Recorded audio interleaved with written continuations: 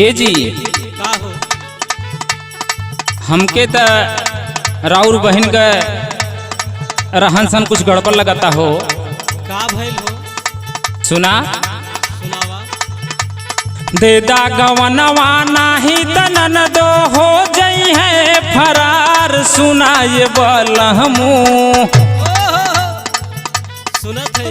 अरे देदा गवनवा नाही तनन दो हो जई है हो फरार सुनाए बलमू। फेसबुक पे वो खोजली भातार सुनाए बलहमू।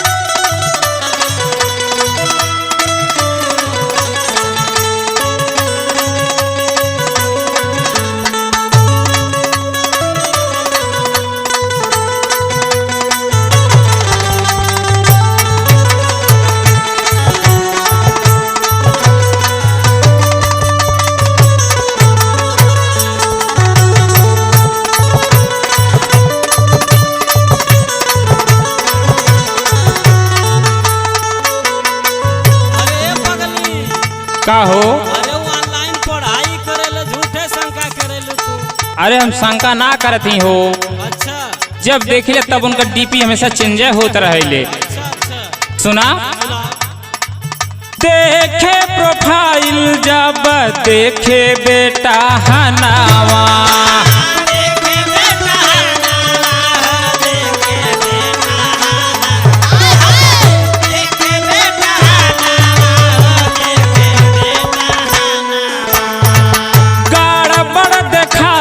यही से उन कर रहनावा।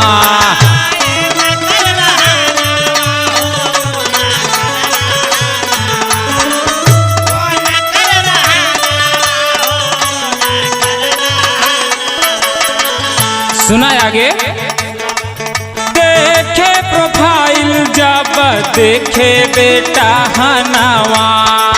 गड़बड़ देखाला यही से वो न कर रहनावा।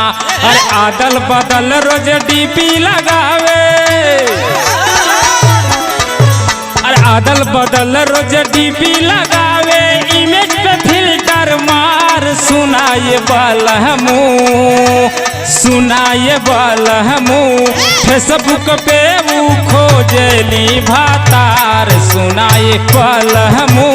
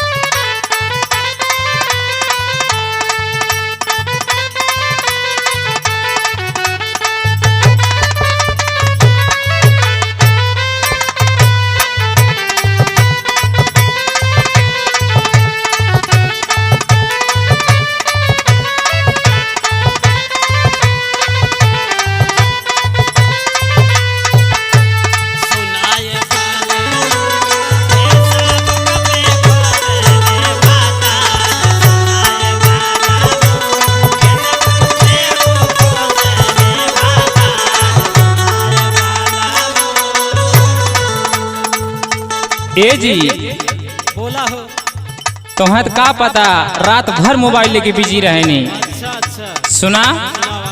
रात भर मोबाइल लेके सोहेली से जरिया।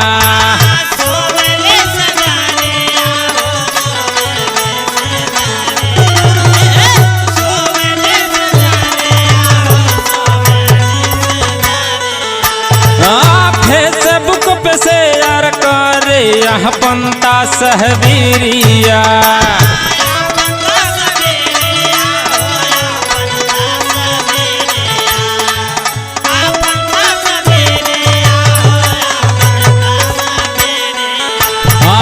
रात भर मोबाइल लेके सोहेली से जरिया। पे शेयर करे यह पंता सबीरिया।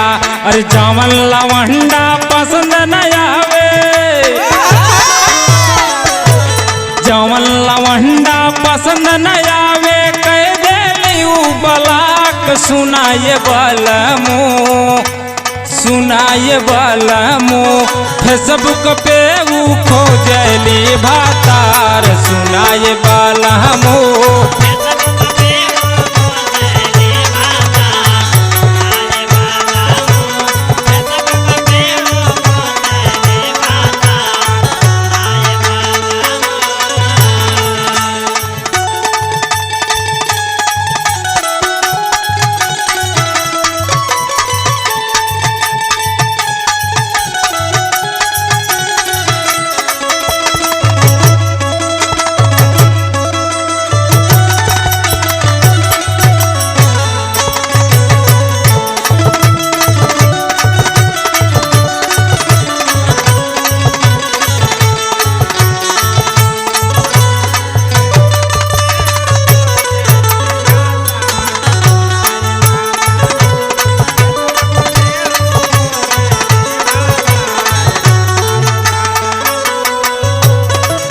ए राजा जी, बोला हो। हमारे एक बात आप माने कि जल्दी से जल्दी नंदो जी के दोनों दे दी, अच्छा नहीं तो पूरा घर का नकिया कटा दी हैं। ऐसन बात बा। हाँ सुना, सुनावा। दे दा गवनवा पिया महनीला तू बतिया।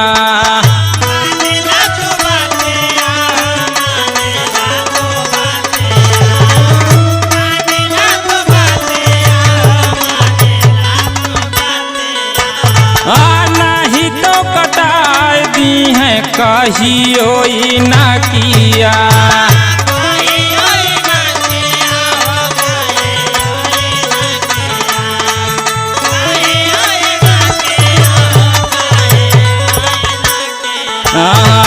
दे दगवनवा पिया महनीला तू बतिया। नहीं तो कटाई दी है कहियो ना किया। लेके धर्मेंद्र अनजाना के कहियो,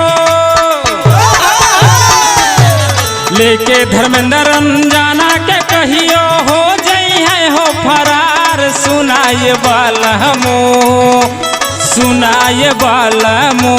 फेसबुक पे ऊ खोजली भातार सुना बलमो।